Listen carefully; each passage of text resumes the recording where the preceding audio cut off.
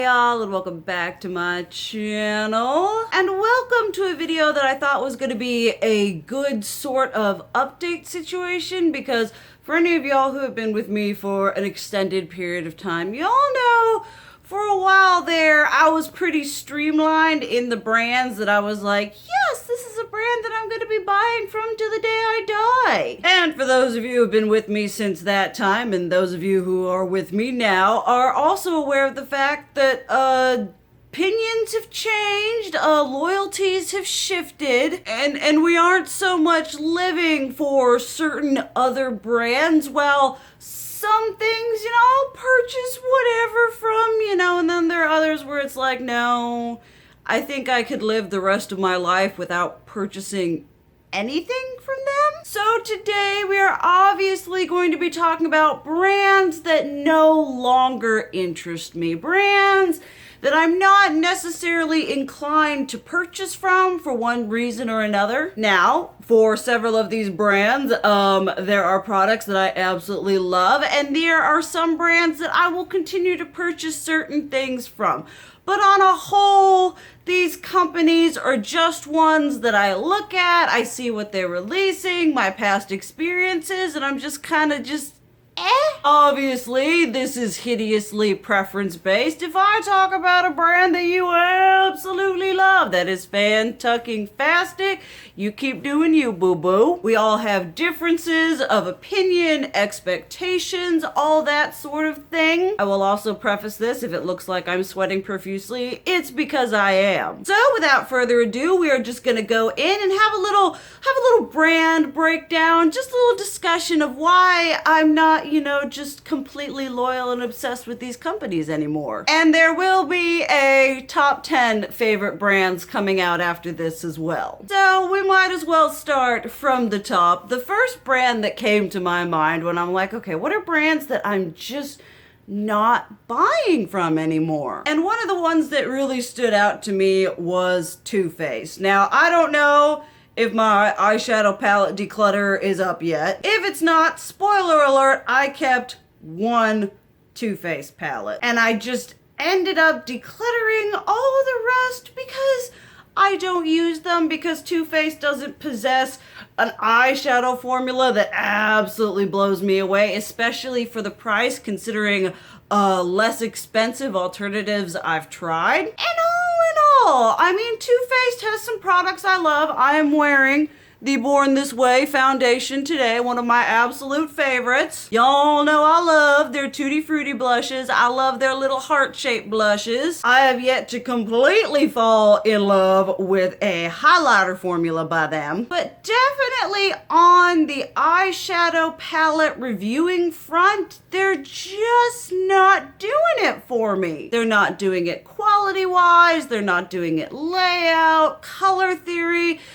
Too Faced releases a palette anymore, and I'm just like, okay, that is definitely something I do not need. I feel like in that front, they've just sort of become a little bit mediocre. Like, they're selling eyeshadow palettes and a lot of their products on, very old and tired gimmicks, and sort of, they're always all about the packaging. They're not a company that I consider to be on the forefront of that eyeshadow game. I must say, they have other products that I think are absolutely beautiful, but for the eyeshadow thing, unless they come out with something absolutely bomb dang diggity that like we haven't seen in a billion years, I don't foresee myself purchasing any eyeshadow from them. So that was sort of a mixture in brand where it's like, okay, well, I may purchase some whatever and, stuff like that. Brand that I'm probably just kind of not writing it off because, oh, they're a horrible brand. Just something that it doesn't fit my aesthetic. I don't think I have any more products of them in my collection. But Smashbox, which has had really good tried and true products. I've tried their primers, not the biggest fan. I had the Casey Holmes highlighter palettes, decluttered those. It's just a brand that's kind of come into my collection because I bought things to buy them, and then as time has gone on and I've learned more about myself and I've tried other things, they've just kind of migrated elsewhere. And this isn't because their products are bad. This is just because I have come to realize in my makeup journey what I look for in makeup. You know, what I look for formula wise, color theory wise. You know, I know a lot more now about my skin, and as such I'm a lot pickier about what I am bringing in and what I'm using on my face. I want products to work for me, not for me to work hard for them to work. And so just sort of aesthetically, which I know can be all like, well, that's stupid, you know, but it's a brand that doesn't really come out with things that make my heart go pity-pat for one reason or another. And one big reason being color theory. Y'all know I typically like color. I have neutrals that I enjoy and use, and that will probably just, you know, maintain that. You know, I've tried their blush formula, I've tried their lipsticks, I've tried some of their highlighters, you know. Oh wait, I do have Smashbox stuff. The best thing Smashbox ever does are amazing collaborations, like those Vlada highlighters and the Hood Witch collection. If Smashbox were to take those themes and run with it and do a whole brand of that, I'd buy everything. But on a whole, they're just not a company that I'm like, yeah, I'm gonna go spend $100 on Smashbox. And that is very obviously my opinion, as is all of this. So they're a brand that I was just thinking about, and I'm like, yeah, I could probably live without their stuff. Then another company that I could live without their stuff, well, we saw this definitely through my declutter. Basically, every time I came to this brand, I was like, I could probably declutter this and never buy anything from them again and be fine. And that is Tarte. Y'all know I've got a love-hate relationship with this company anyway, because I've tried a couple different things, and you know, like, I haven't found a foundation from them that I like. Their blushes are okay. I've decluttered all of those. I like their highlighters. I like some of their eyeshadows and stuff like that, but kind of like Smashbox. Once again, just the company on a whole isn't really releasing anything. You know, there's some of those like tried and true products. The Man-Eater eyeliner, I'm wearing that today. You know, things that are like really, really good, but kind of the expansion and the continuation and the things that they're releasing now, I'm just, You know, I don't know the last time I reviewed a Tarte palette. I don't think I reviewed any last year. So once again, there are those products that I'm gonna buy, you know, eyeliner, maybe highlight, you know, like the eyeliner, you know, and I'm literally thinking about other products and being like, no, I'm good. I just decluttered all the blush. I don't need to bring in any in. Because even having the blush in my collection, you know, I already paid for it. I already had it, and I didn't use it. Not because it was bad, but for me, it just wasn't something that brought me joy. You know, when I was doing my makeup, I didn't get all hot and bothered thinking about, oh, I'm gonna take that Tarte blush, I'm gonna slather it all over my face. It just wasn't happening. And sort of in the same vein of Tarte doesn't have a lot of my favorite formulas. Tarte is hit and miss consistency. I mean, we've learned that every brand is hit and miss. Not everything is good. And then like just, you know, the hit and miss, limited edition, lots of limited edition, really weird, strange collaborations that don't really make sense. You know, they're a very safe brand. Not that I like need brands to always be crazy cutting edge and releasing puce eyeshadows, but I'm just, like I said, you know, I decluttered the whatever. I got the highlighters and the eyeliner, and that's about it. I have foundation I haven't tried yet too, but I'm not nothing new they're releasing. You know, they'll release a complexion product, I'll be like, but that's less because it's from them and more because I'm kind of obsessed with complexion, making the canvas look good. This next one kind of hurts. It's kind of a harsh reality. Once again, for those of you who've been with me for an extended period of time and are aware of the brands that back in the day I was like, yes, this brand can do no wrong. Everything they release is the shiznit. I had a very deep loyalty and connection to Urban Decay. As the years have gone by, I've become a bit disenchanted with what they're releasing, mostly because of quality control. That is, I respect and love and purchase from a brand that I can trust. When I buy something, it's going to work. I can't get that from Too Faced. I can't get that from Urban Decay. You know, two main hallmark brands that you would expect a lot of consistency from, we're not really getting. And again, you know, Urban Decay, the aesthetic is there, although they've kind of, you know, they're like beauty with an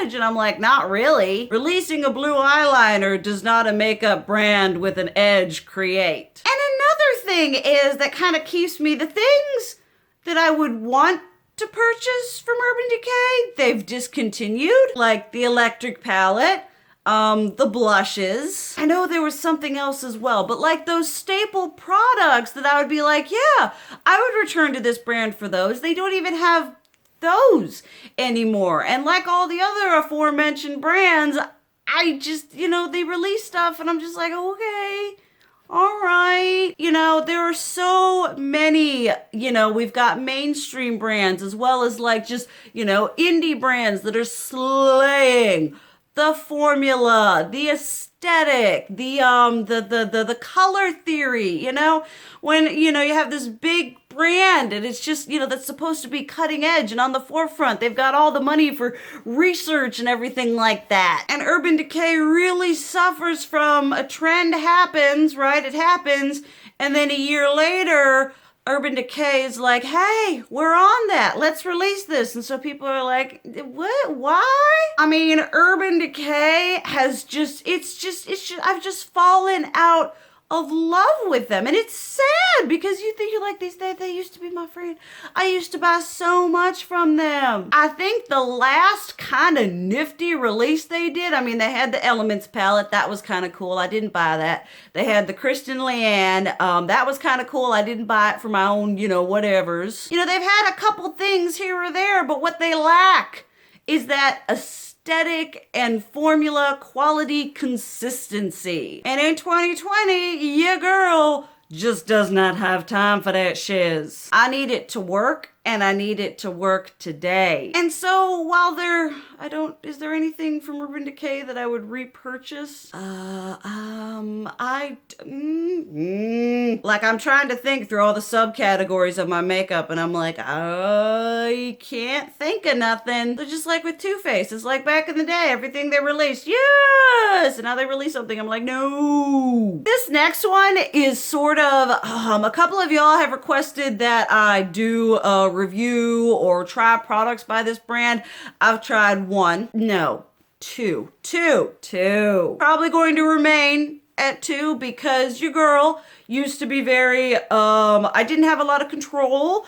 I was very susceptible to the hype. You know, I'd see a lot of people buying it. I'd be like, oh boy, that's going to get in my cart. But the skincare, whatever, aesthetic Instagram brand Farsali. They came on the market with that unicorn rose gold elixir shiz. Everybody was dripping it all over their faces. And I tried the rose gold elixir. I thought it was nice. I also tried other face oils that were significantly cheaper that were just as nice as well as nicer. I have the rose gold face whatever freaking mist. It's nice. Is it any better than like my Tarte? Oh, that is one thing from Tarte that I'll continue to buy. The face mist that I love. But you know, is it any better than those? No. Not really. And so part of my thing is when it comes to skincare is I have learned, do not trust the hype. Trust real reviews. Trust people who have tried it out for an extended period of time.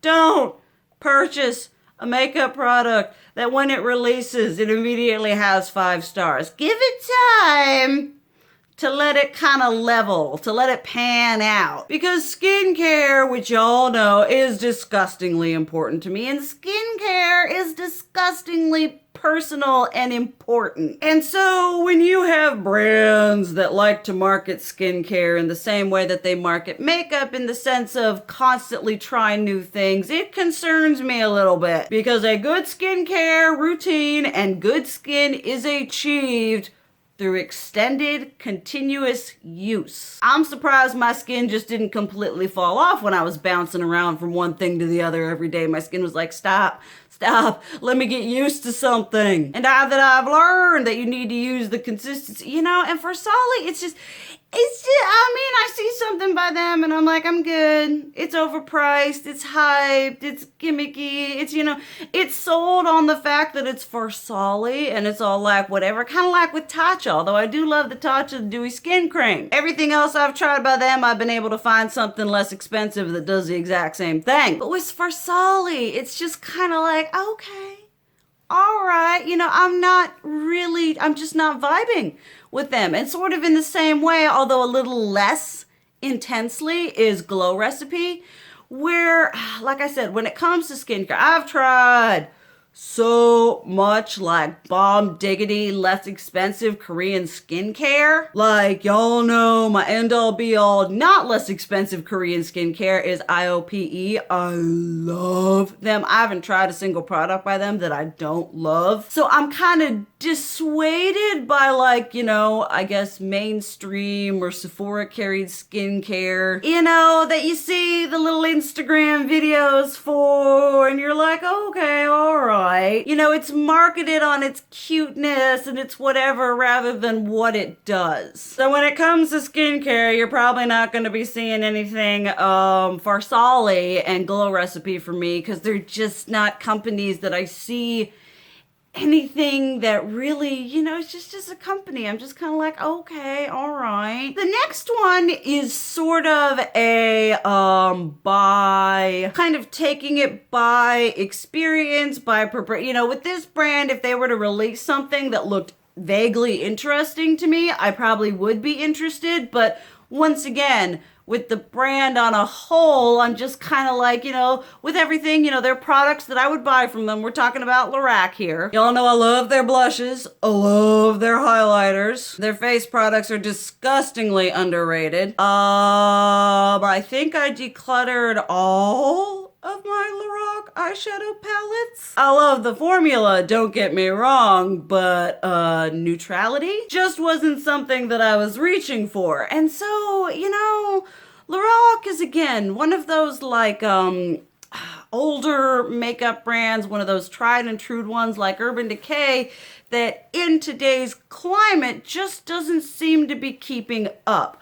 Obviously, like I said in the beginning, these brands, this is my opinion, this is my whatever, these brands have loyal whatevers, and if they're your absolute favorite thing, that's great. This is just my opinion and my speculations, but I feel like they're just kind of tired. They're kind of just, there. They're not necessarily releasing anything that's like, oh, look, that's amazing. They also kind of suffer from random collabs, which I say and is funny because I have both the Beauty and the Beast one and the Pirates of the Caribbean one. Lorac for me is very nostalgic. They were one of the brands that helped build up my love of mattes. If they were to come out with some kind of larger all matte palette, I would probably be all over that shiz. But aside from their complexion products, there really isn't anything that, once again, that they're releasing on the eyeshadow front. And I feel like my basing not purchasing eyeshadows from these is it's not interesting to me. It's not something that I feel like I want to review that's going to enrich my makeup experience in any way. And while Too Faced is a brand that I feel is tired, it's tired of releasing so much stuff, but at least with Too Faced, they're at least desperately trying to come out with newer whatever concepts. Lorac is one kind of like Tarte that just stays in its lane, stays nice and safe, doesn't want to zigzag or go too crazy there. People were very happy to see Lorac do that Brights palette, and I understand. Lorac is a very compared to, say, Melt Cosmetics or even Urban Decay, they're a more simple, subdued, straightforward sort of brand. They are creating the basics, but anymore, I see, honestly, much of anything released from them. Even if they were to do another Mega Pro, I'd be like, I mean, unless it was like the holy grail of color stories for me, I wouldn't buy it. Another one, which was also a very eye-opening realization, because it delves into a subset of my psyche concerning makeup. It's very good to analyze and realize that I've progressed. But Becca. Now, I say this while also admitting that I purchased their highlighters. Recently, when I'm filming this video that came out with like a peachy pink one that I was like, I would really like to have that shiz. But it's $38 for a highlighter that I don't need, that I can probably dupe out, that, you know, I don't have $38. And plus, in 2020, I said I'm gonna try very hard not to bring single highlighters in. If y'all have seen the highlighter declutter, y'all know I got plenty. But what this means in being disinterested in Becca is not saying, oh, I'm not liking their highlighters, or I'm not gonna buy their highlighters in the future. I will be a bit more discerning about what I'm buying. But if you think back to me, you know, when Becca would release an eyeshadow palette, or they would release a holiday face palette, or, you know, anything like that, I would buy it, regardless of its viability, of the color story. I mean, we compared the Becca Chrissy Teigen, the Après Ski Glow, and the Jaclyn Hill palette blushes, and they're 99.9% the same. So I was in here repurchasing the same shades over and over again because they present it to you in this pretty little limited edition packaging thing. And I was just so caught up in that need to buy everything from everyone. Limited edition, give it to me now. And so in being less interested in Becca, it's not being less interested in its good product, it's being less interested in basically purchasing the things that they release that aren't gonna do me any good. Because those face palettes, they do serve a good purpose for people who don't own almost all the shades. For people who want to try the formula or want to have a whole collection, whatever, yeah, that's great, that's wonderful. But for me and my whatevers, I'm beyond wanting to invest my money in products that just, you know, like I said, back in the day, I wanted to buy everything. And once again, this harkens back to that declutter. I kept, like, I think 2 Becca. I got rid of the Chrissy Teigen, and I got rid of the Après Ski Glow because it just, no, it's redundant. And so it's me thinking more clearly, being more objective, realizing that when this company releases, I mean, their eyeshadow palettes are a joke. They're like, let's give you 5 shades and 4 of them are shimmering skin perfectors. I understand y'all are known for your highlighters, but if you're gonna do a highlighter palette, just call it a highlighter palette. So I'm very glad and pleased with my progress at being able to do more analyzation and more dissection of this sort of thing. This is all the brands I'm gonna talk about today. I could honestly probably do another one of these. Do let me know if you would like to see that, because I was just sitting down and thinking about the brands that I used to be like, yeah, that I haven't purchased from in a year, in 2 years. You know, companies that I'm just not putting my money or my time, my thoughts, or my energy into anymore. There is going to be a top favorite brands, companies coming at some point. So obviously stick around and stay tuned for that shiz. I'd love to hear y'all's thoughts on these brands down below. Like I said, we all have different opinions and everything like that. I like having a discussion. And I'd also love to hear a brand that, you know, you're not interested in anymore. You know, whether at some point, you know, you were like, yes, or it's just a brand that you don't buy from for one reason or another. But thank you guys so much for watching. I love you. And as always, keep it real. Mwah!